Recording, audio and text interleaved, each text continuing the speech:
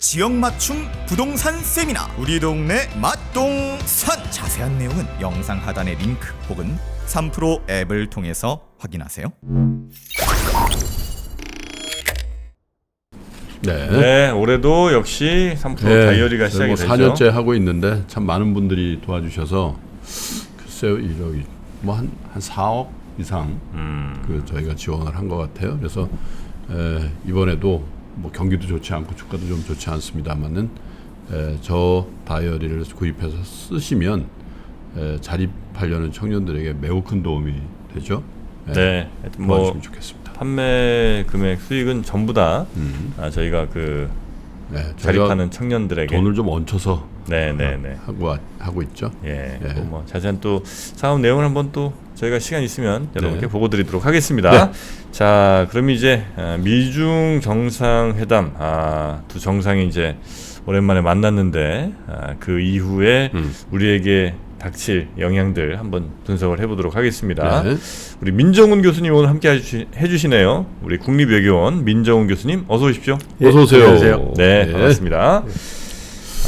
뭐 별로 소득이 없다 이런 총론이 있는가 하면 또 그래도 만나서 뭐 저 군사적인 문제 뭐 이런 거 한 라인도 연결하고 했잖냐 뭐 이런 강론도 있는 것 같은데 어떻게 보셨습니까, 교수님께서는? 뭐 기대치를 얼마만큼 잡느냐가 가장 중요하겠죠. 미중 관계가 좀 획기적으로 개선돼 가지고 세계 경제에 많은 긍정적인 영향을 미쳤으면 하는 분들에게는 별 소득이 없는 것으로 보일 것이고요. 반면에 기대치가 좀 낮아서 미중 관계가 워낙 경색돼 있으니까 이 부분에 대해서 일단은 물꼬를 터야 된다 이렇게 기대하신 분한테는 어느 정도의 성과가 있었다 생각을 하실 수 있을 거고요. 무엇보다도 말씀해 주신 것처럼 군사 부분에서 소통 채널을 복원한 거는 우발적인 충돌이 대만 해협이나 남중 해협에서 벌어져 가지고 양국 관계가 전면적으로 치닫는다든지 그러면 이제 걷잡을 수가 없게 되잖아요. 그런 부분을 막는다는 부분이 가장 컸고. 그 전에는 없었어요?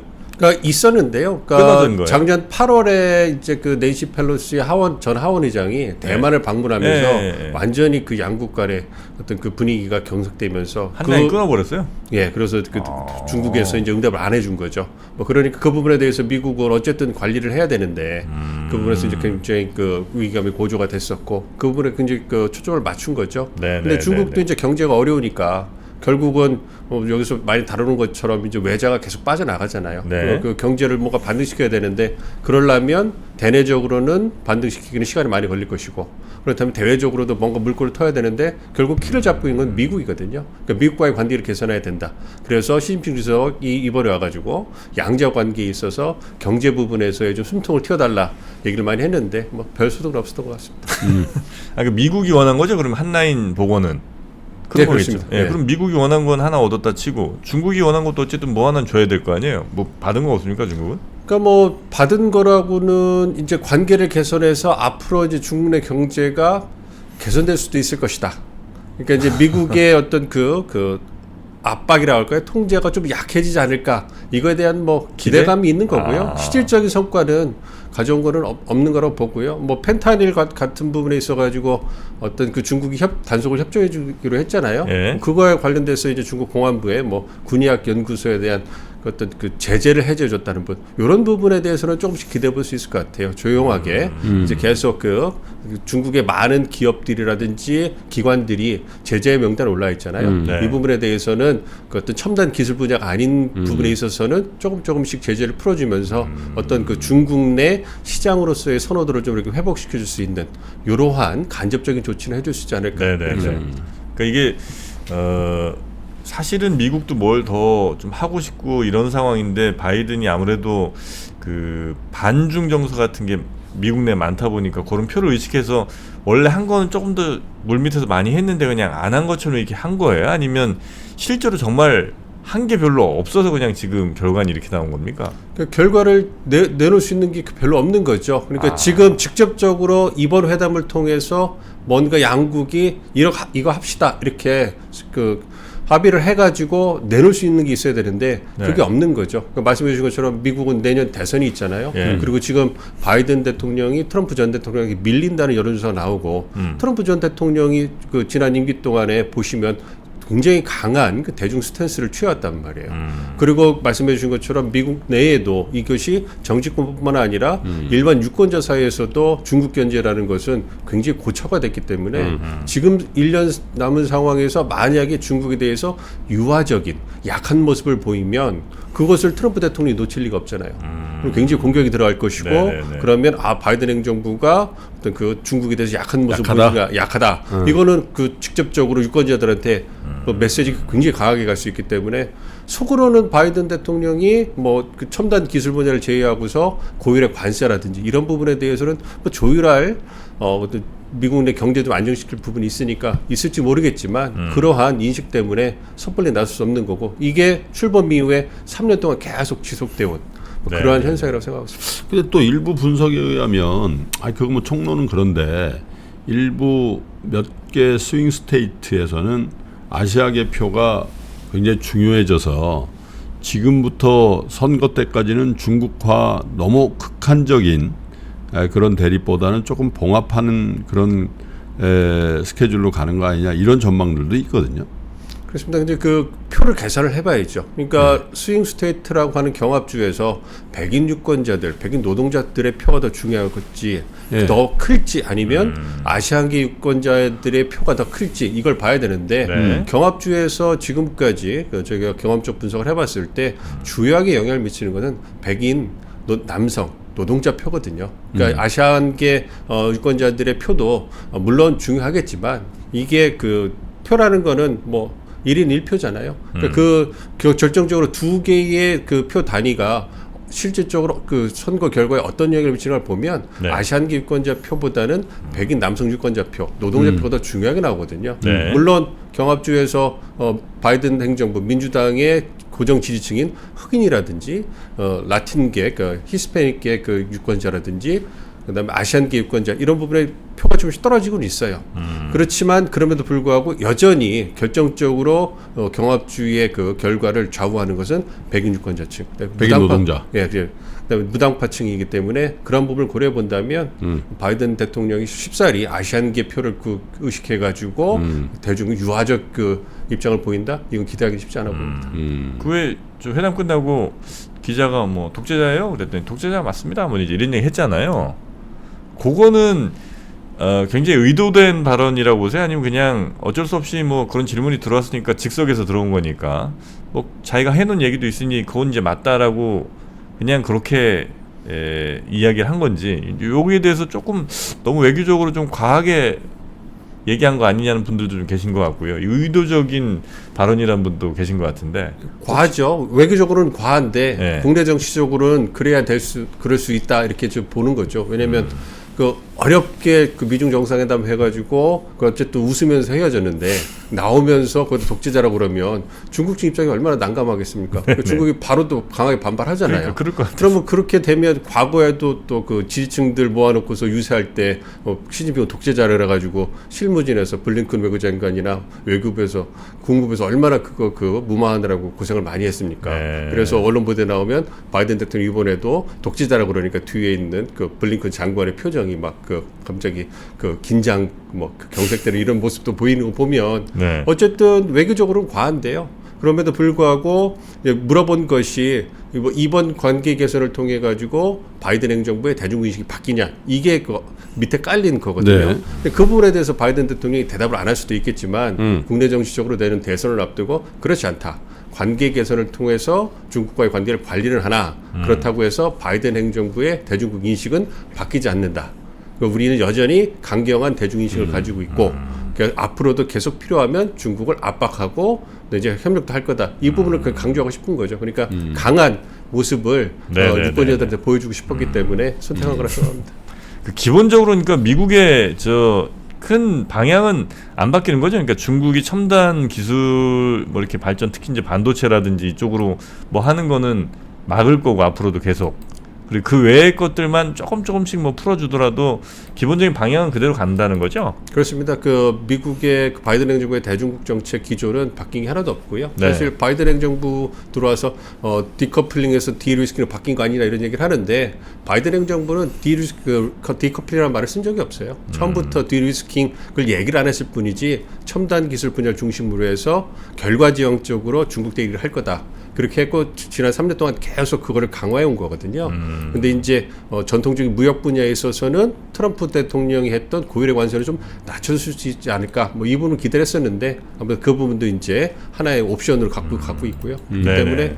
지금 3년 동안에 바이든 행정부의 대중국 그 견제 정책은 첨단 기술 분야 중심으로 해서 나름대로 성공했다고 지금 그 워싱턴에서 판단을 하고 있기 때문에 네. 이것을 그 바꿀 그 이유가 하나도 없는 거죠. 그래서 재선된다면 분야를 넓혀가면서 첨단 기술 분야를 지금 반도체, 뭐 배터리, 양자 컴퓨팅, AI 넓히고 있잖아요. 하나하나 넓혀가면서 자신들이 원하는 수준만큼 그 계속 중국 때리기를 할 거다 이렇게 생각하고 근데 있습니다. 주로 이제 미주 지역 연구를 하시니까 근데 이제 중국의 입장에서는 트럼프가 더 좋은 상대인가요? 아니면 바이든이 더 좋은 상대인가요? 그 대중 견제책이란 왜냐하면 트럼프는 우리가 기억에 남는 거는 뭐 이렇게 체계적으로 한 것 같지는 않고 고율의 환율, 고율의 관세 이래서 이제 중국 제품의 경쟁력을 떨어뜨리고 또 거기서 또 관세 수입도 얻고 이런 어떻게 보면 단기적인 그 굉장히 치명적일 수 있지만 단기적인 걸 했다면 바이든 정부에서는 이제 국가 안보란 측면에서 핵심 기술 분야를 아예 그냥 봉쇄해버리는 거잖아요. 그렇게 하고 있는데 중국의 입장에서는 뭐가 더 아플까 그런 생각이 들거든요. 그러니까 지난 트럼프 행정부 들어왔을 때 출범 초기만 생각해 본다면 바이든 행정부가 지금 그 추구하고 있는 대중국 견제 기조가 말씀해 주신 것처럼 굉장히 치밀하고 체계적으로 움직이고 있잖아요. 그런 걸 본다면 트럼프 행정부 전에 초기 때는 굉장히 고율의 관세하면서 느슨하게 융단 폭격식으로 해가지고 뭐 굉장히 광범위하게 영향을 미치는 것 같지만 그만큼 구멍도 컸거든요. 그러니까 중국이 좀 숨쉴 구멍이 더 컸다고 할 수 있는데 문제는 4년의 경험이 있다라는 거예요. 그리고 바이든 4년이 지났기 때문에 트럼프 대통령이라든지 지금 트럼프 캠프 측근 측에서도 지금 재선을 준비하면서 굉장히 4년 전보다는 촘촘하게 준비를 하고 있고 체계적으로 준비를 하고 있기 때문에 특히 중국 때리기에 있어서는 고율의 관세에다가 지금 바이든 행정부에서 하고 있는 이런 부분을 갖다가 벤치마킹해서 더 강하게 때릴 거다. 그러니까 트럼프 대통령이 재선되면 출범 초기부터 굉장히 강한 체계적인 대중국 견제 정책이 시행될 거다. 이렇게 지금 얘기를 하고 있고 실제로 준비를 하고 있기 때문에 과연 누가 당선되는 것이 재선되는 것이 중국한테 유리할지 지금은 어떻게 말씀드리기 쉽지 않습니다. 아 그래요? 둘 다 어렵고 중국도 참 고민이 많겠네요. 물론 이제 중국이 무슨 영향을 뭐 미칠 수 있는지 모르겠습니다만 바이든이 재선이 돼도 힘들고 그렇다고 트럼프 되기를 바라자니 뭔 일을 할지 모르겠고. 감정적으로는 트럼프 되는 거 안 좋아할 것 같아. 시진핑은. 그래도 그 트럼프 대통령이 시진핑 주석 좋아하잖아요. 스트롱맨. 그러니까 뭐 개인적으로는 뭐 얘기는 하겠지만 그래도 어쨌든 트럼프 대통령이 경제, 통상 이런 쪽 굉장히 자신이 잘한다고 생각하고 무게를 두고 있는 사람이기 때문에 그런 부분에서는 통상 부분에 있어서는 뭐 바이든이 재선되든 트럼프가 재선되든 별 차이가 없을 거다. 이것이 전반적인 지금 예측입니다. 자, 우리 입장에서는 역시 뭐 누가 되는 게 더 좋은지도 역시 판단하기 지금은 좀 어렵겠군요. 그렇습니다. 그래서 어쨌든 뭐 우리 입장에서는 미국이 굉장히 중요한 동맹이고 파트너이기 때문에 누가 당선되더라도 그 결과를 존중하고 이제 함께 일을 해 나가겠다 이렇게 메시지를 내고요. 이제 그 이면으로 이제 철저하게 준비를 하고 있습니다. 그러니까 지난 그 2016년 대선 때 나름대로 충격이 좀 있었거든요. 트럼프 대통령이 후보가 당선되기 가능성이 낮지 않느냐. 그리고 대외 정책이라는 게 나온 게 별로 없었기 때문에 굉장히 좀 준비에 좀 미흡한 부분이 있었어요. 그런데 이제 그 당선이 되고 나니까 그거를 쫓아가느라고 굉장히 좀 그 바빴던 기억이 있거든요. 그렇기 때문에 지금에는 굉장히 철저하게 좀 준비를 하고 있습니다. 그래서 이제 그 트럼프 캠프 쪽에도 계속 연결을 하려고 하고 있고 바이든 행정부와도 좋은 그 관계를 유지하고 있고 그리고 굉장히 트럼프 대통령이 재선됐을 때 과연 안보하고 그 경제 측면에서 구체적으로 어떻게 정책 기조가 만들어지고 나올 것이냐 이 부분에 대해서 지금 다각도로 분석하고 있기 때문에 뭐 우리는 뭐 네. 잘 그 대처하지 그럼 않고 이제 중국 빼고 그러면 우리랑 저 미국 두 대통령을 지금 비교해 보면 우리한테는 누가 덜 나쁩니까? 뭐 안보하고 경제 측면을 본다면 경제는 큰 차이가 없을 거고요. 근데 안보 측면을 본다면 안정성, 예측성의 측면에서 본다면 바이든 행정부가 훨씬 더 좀 그 안정적이고 예측 가능성이 있는 거죠. 근데 트럼프 대통령 같은 행정부 같은 경우에는 이제 안보를 경제나 다른 부분을 위한 바기닝 칩으로 쓸 수 있다라는 그러한 그 가능성이 예를 있기 들면 때문에 주한미군 철수라든지 그렇죠. 방위비 분담 뭐 10배 뭐 이런 거 그런 부분을 생각나잖아요. 가지고 그래서 주한미군 이런 걸 가지고서 자신이 그 국내적으로 그 과시할 수 있는 홍보할 수 있는 뭐 통상 부분에서의 어떤 그 딜을 해달라 이렇게 쓸 수 있기 때문에 네. 이런 부분에서는 동맹 시스템이 좀 바이든 행정보다 흔들 수 있기 때문에 그런 부분이 있습니다만 북미 관계에 있어서는 현상을 타파하는 데는 트럼프 행정부가 더 유리할 수는 있죠. 아무래도 그 탑다운 어프로치를 통해 가지고 김정은 위원장을 다시 만난다 뭐 이런 얘기를 할 수 있을 것이고 물론 비핵화에 대해서는 뭐 큰 진전은 없을 거라고 예상을 합니다만 그런 부분에서 이제 현상을 변경시켜서 정상회담을 통해 가지고 뭔가 북미 관계를 개선할 수 있는 데는 그나마 트럼프 대통령이 정치적 공간이 좀 더 있는 게 아닌가 네. 그런 생각을 하고 있기 때문에 사실 뭐 바이든 준비해야죠. 북한은 관심 없는 것 같아요. 아무래도 북한 같은 경우에는 우선순위에서 밀려나 있는 거죠. 관심을 갖고 있으나 여러 네. 가지 일이 있으니까 밀려 있고 이 아시아 태평양, 인도 태평양 지역에서도 동맹과 파트너를 결집해서 또 중국 견제를 중국의 부상을 견제하고 미국의 영내 리더십 유지하는 게 그 가장 최우선순위에 있기 때문에 아무래도 북한이라는 것은 대화도 잘 되지 않고 그다음에 소통 잘 되지 않으니까 진전을 거두기 어렵고 그러니까 국내 정치적으로도 어떤 비난받을 그 여지가 크잖아요. 네, 근데 네, 그것보다는 북한의 비핵화, 한반도의 비핵화를 추구한다고 하면서 그 과정에서 한국과 일본 같은 영내 동맹국가의 어떤 협력을 증진하는 것 이걸로도 충분히 자신이 추구하는 이 지역에서의 최우선순위는 굉장히 만족하고 있고 달성할 수 있기 때문에 이 부분에서 그냥 현상을 유지하는 그 상황을 계속하고 있습니다. 바이든은 김정은 되게 싫어하는 것 같아요. 아무래도 독재자라고 하니까 네. 그 부분에 대해서는 그죠? 뭐 긍정적이긴 하는 것 같아요. 말도 섞기 싫어. 말도 시는데 트럼프는 자기 스타일이니까. 네. 근데 지금, 어쨌든 네. 바이든 지금 분위기는 굉장히 안 좋죠 미국 내에서.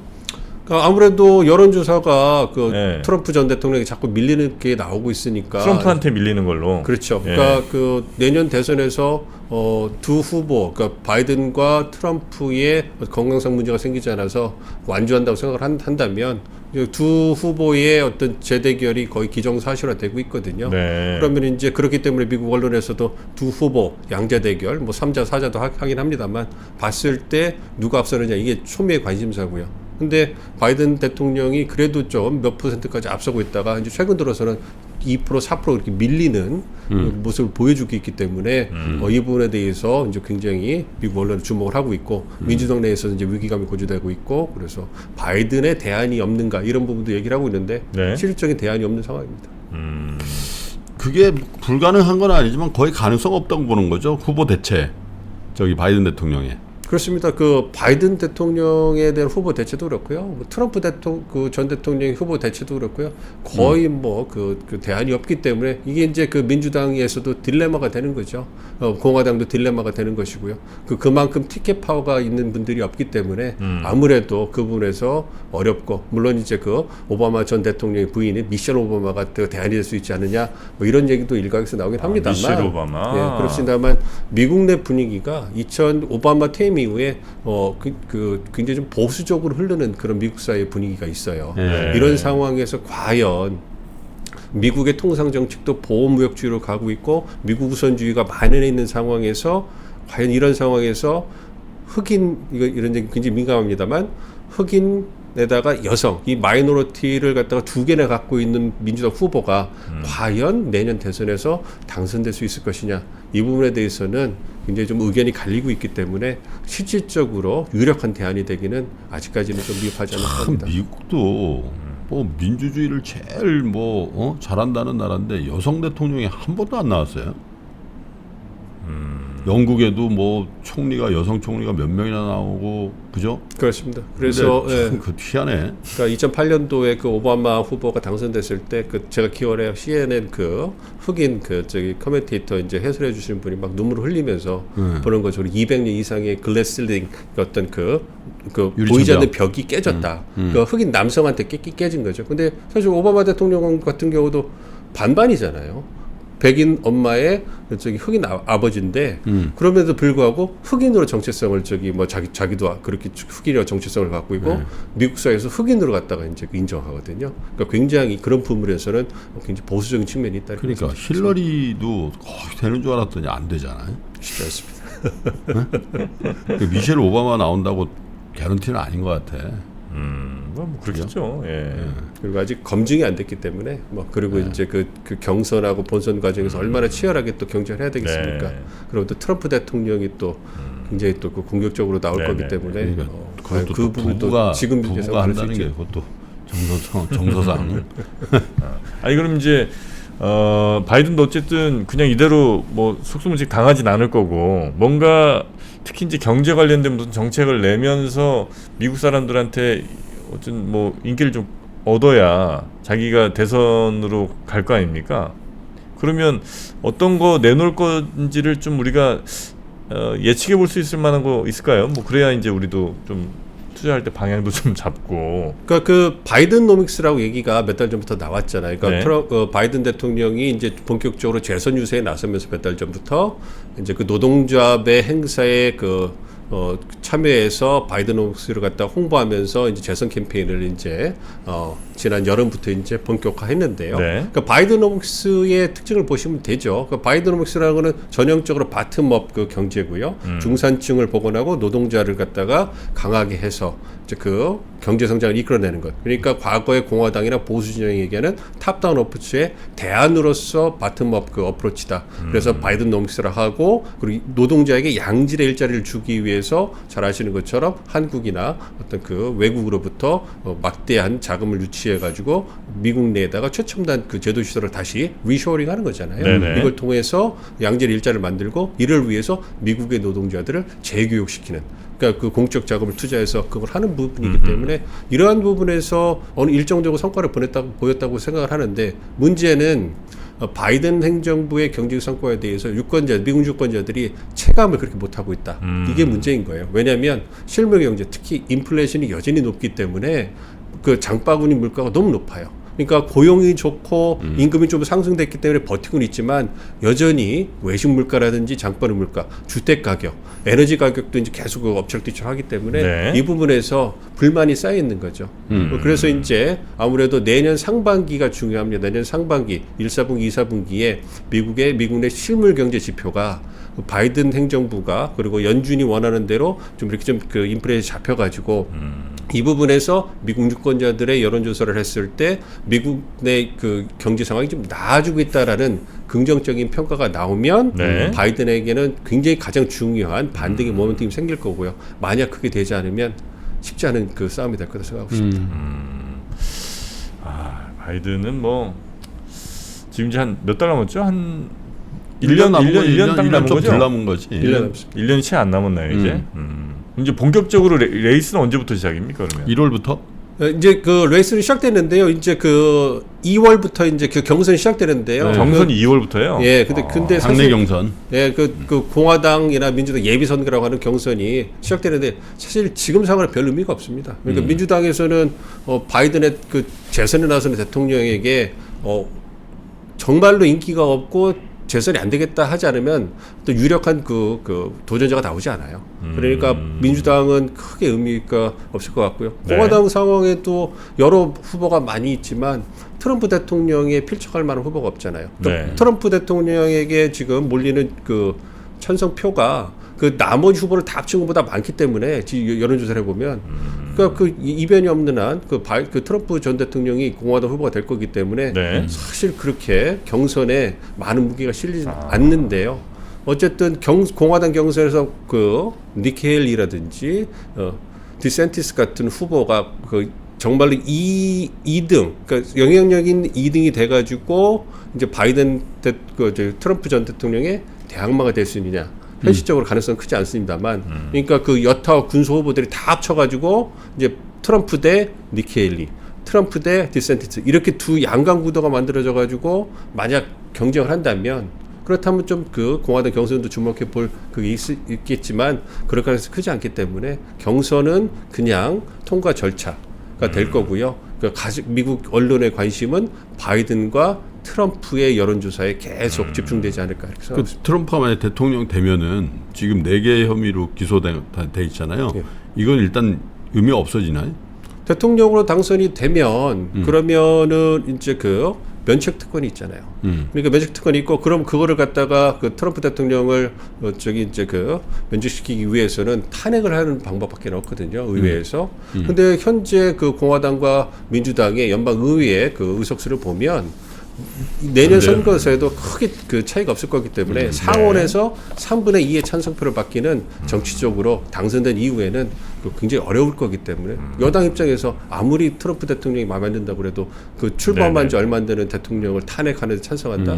그거는 자신들의 정치적 생명을 걸어야 되는 거기 때문에 현실성이 거의 없기 때문에 큰 의미가 없을 것 같습니다. 미국 대선은 재미없겠네요, 그죠? 일단 좀 본선까지는 뭐 경선은 뭐 당내 경선은 큰 의미가 없는 것 같고, 그러니까. 예, 그럼 뭐 내년 뭐 그래도 가을쯤은 돼야 조금 분위기가 올라올 것 같은데. 알겠습니다. 하여튼 뭐 미국 대선 결과가 워낙 또 전 세계 우리나라에도 미친 영향이 크기 때문에 미중 정상회담 그리고 미국 대선 관련된 이야기 잠깐 좀 여쭤봤고요. 오늘 저희에게 좋은 인사이트 전해주신 우리 민정우 교수님 고생 많으셨고요. 조만간 또 뵙도록 하겠습니다. 고맙습니다. 예, 감사합니다. 네. 자, 마치기 전에 아까 저 티켓 어떻게 받냐는 질문들이 좀 있어서요. 그것만 살짝 더 말씀드리겠습니다. 남경주, 뭐 최정원, 고창석, 차지연, 하여튼 대단한 그 배우들이 나오는 Come From Away. Come From Away라는 뮤지컬. 시점은 22일, 24일입니다. 공연 날짜가. 그죠? 아니구나. 우리가 죄송합니다. 깜짝 도와드리려고. 네. 오늘이 20일입니다. 네. 그렇구나. 네. 그래서 이제 그 티켓을 저희가 25분께 드리는데 그거 어떻게 신청하시냐면요. 저희 영상 옆에 보면 그 커뮤니티 탭이 있습니다. 네. 저희 뭐 중요한 공지들 많이 올려놓은 탭이 있는데 그거 눌러보시면 바로 요 행사 관련된 페이지가 있거든요. 거기에다가 이제 댓글 이렇게 적어주시면 저희가 선정해서 여러분께 보내드리도록 하겠습니다.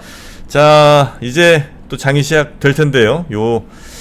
오늘 장도 한번 잘 저희 오프닝 벨 라이브와 함께 하시면서요 확인하시기 바라겠습니다. 그러시죠. 자, 저희는 내일 아침 뵙겠습니다. 함께 해주신 여러분 고맙습니다.